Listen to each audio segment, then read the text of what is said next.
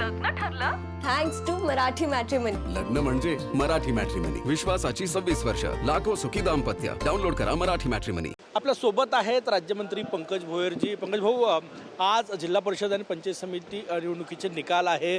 महायुती भाजपला काय अपेक्षित आहे?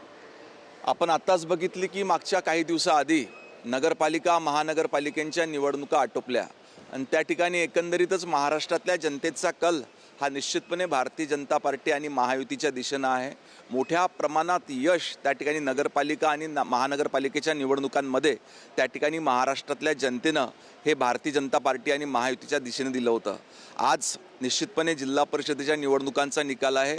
ग्रामीण भागात देखील मोठ्या प्रमाणात विकासाचे कामं त्या ठिकाणी आमच्या लाडक्या बहिणी असोत किंवा शेतकरी हा जेव्हा नैसर्गिक आपत्तीमध्ये होता त्याला मदत करण्याचं काम भारतीय जनता पार्टी आणि महायुतीच्या सरकारनं केलेलं आहे. त्याच्यामुळे निश्चितच जिल्हा परिषद आणि पंचायत समितीच्या निवडणुकीत देखील मोठ्या प्रमाणावर यश हे भारतीय जनता पार्टी आणि महायुतीच्या दिशेनं जाईल. महायुतीला मोठं यश मिळून स्वर्गीय अजितदादा यांना श्रद्धांजली अर्पण केली जाणार लोकांकडे मतदान.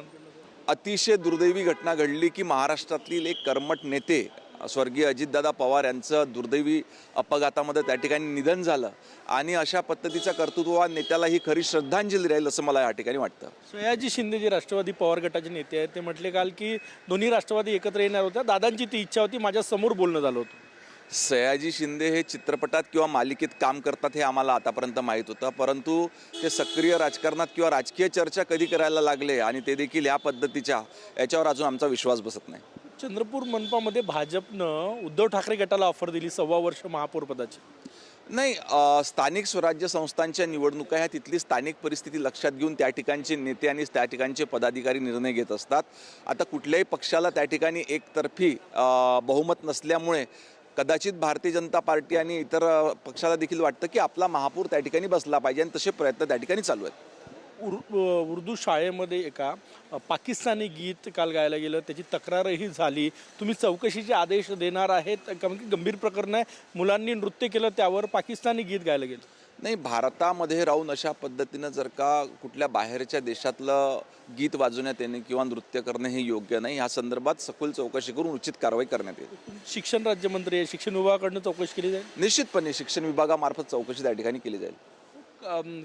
काल सरसंघचालक डॉक्टर मोहन भागवत यांच्या वक्तव्यावर संजय राऊत यांनी टीका केलेली आहे. सलमान खानला बोलवलं म्हणजे मुस्लिमांना प्रवेश मिळणार आहे का? संघात ऑलरेडी मुस्लिम आहे, राष्ट्रीय मुस्लिम मंच ही संघाची शाखा आहे. नाही, आपण जर बघितलं संघ कधी जाती धर्म हा भेद कधी त्या ठिकाणी बाळगत नाही. समाजसेवा आणि समाजाचं उत्थान हे एकमेव कार्य संघाच्या माध्यमातून त्या ठिकाणी चालते.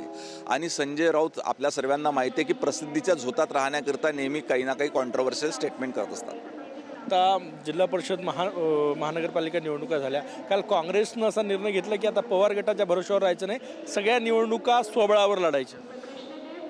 आपण बघितलं की मागच्या काही दिवसापासून त्या ठिकाणी विधानसभेच्या निवडणुका असो, स्थानिक स्वराज्य संस्थांच्या निवडणुका असो, विकासावर विश्वास ठेवून जनतेनं मोठ्या प्रमाणात भारतीय जनता पार्टी आणि महायुतीला मतदान त्या ठिकाणी केलेलं आहे.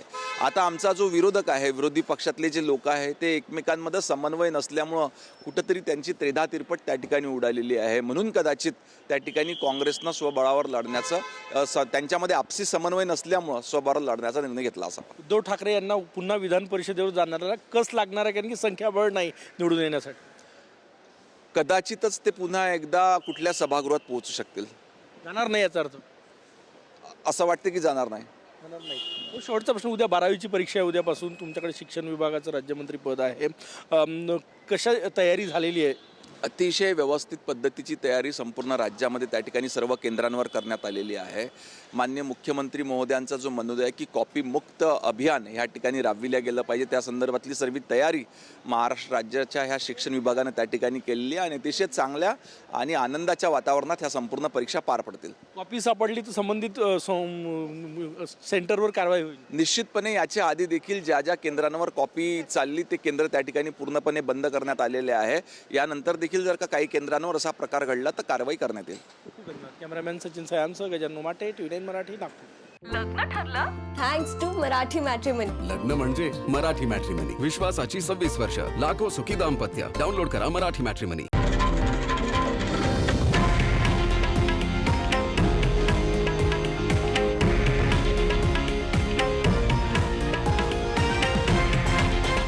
हे आहे देशातील नंबर 1 न्यूज नेटवर्क आणि आपण पाहत आहात TV9 मराठी, एकमेव.